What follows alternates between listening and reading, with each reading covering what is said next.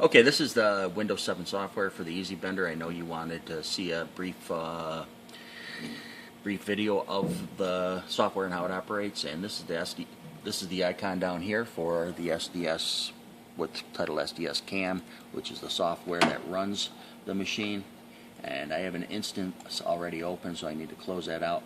Double click, it'll reopen the software, it'll initialize, center itself, and get the machine ready to start running. And this is the software. Along this side are your tools generally for plotting and running either single pieces or multiple pieces, and there's a manual button down here that allows you to individually operate the tooling that cuts if you want to test stuff. Up on the top we have our editing software. This is all editing for CAD. You can change radiuses, delete radiuses, insert new radiuses, draw circles, rectangles right here. You don't need to use the CAD system if you need something quick, a quick circle or quick rectangle. It's very simple to do.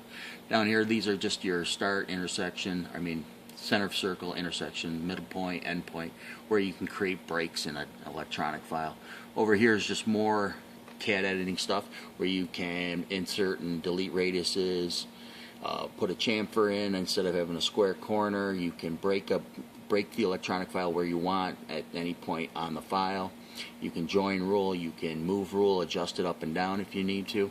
A lot of useful features once you get to know the software well. Up here are all measuring tools. They'll tell you different line lengths, angles, etc.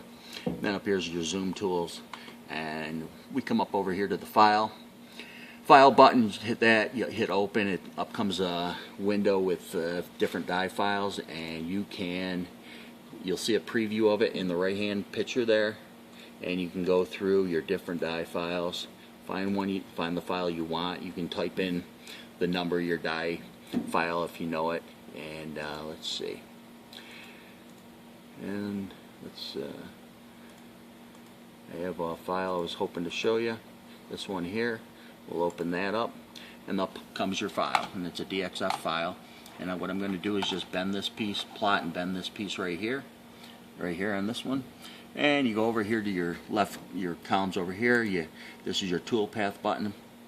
You hit your start, you hit your end point, you double click, up comes your toolpath parameter setting window. Here you pick straight cut or end cut, or straight cut or a miter cut. And what we're going to do, we're going to have straight cut on each end, since we don't need a miter. And over here is quantity. You can rename it, this particular piece, anything you want. It defaults to SDS 0, and it works its way up as you plot more and more pieces. Down here is your bending percentage for your angles and arcs. 100 is the baseline, and we're going to leave it at 100. And let's see, these are some other options that you'll learn during your training. Okay, so now you can hit OK or hit run. We're going to hit run. Just if you want to hit OK, you can go and plot more pieces, but if you want to run a sample piece, you just hit run and the piece will run.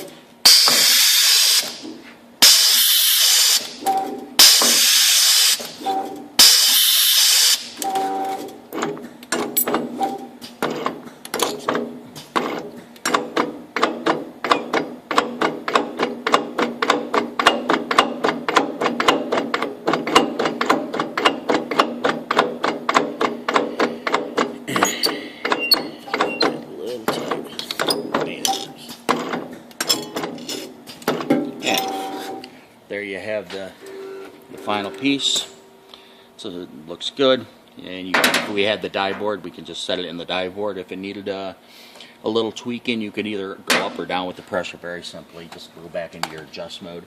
So, okay, that's the basic operation of the software. I'm going to pause for a minute, and I'm going to show you a quick tool change, and how quick and easy it is to change out the nozzle and the cutting module. So hold on one second, we'll be right back. Okay, so now we are underneath the cabinet, and we've lifted this up to show you the